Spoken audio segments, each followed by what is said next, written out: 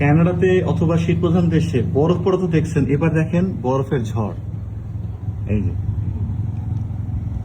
পুরা ঝড় হচ্ছে, বাতাসে পুরো বরফ ডানে বামে যাচ্ছে, কোনো ধরনের কোনো মানে দিক নাই, কোনো দিক নির্দেশনা নাই কোথায় বরফ পড়বে কি পড়বে।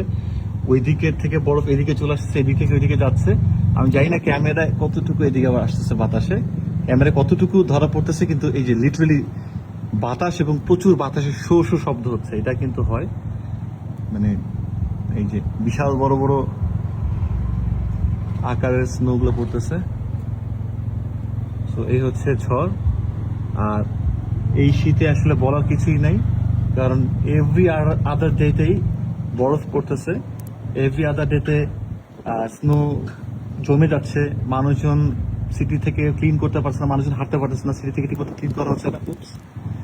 সো মানে কিছু বলার নেই। এনিওয়েজ, বাট স্টিল ঘরে বসে এটা দেখতে ভালোই লাগে।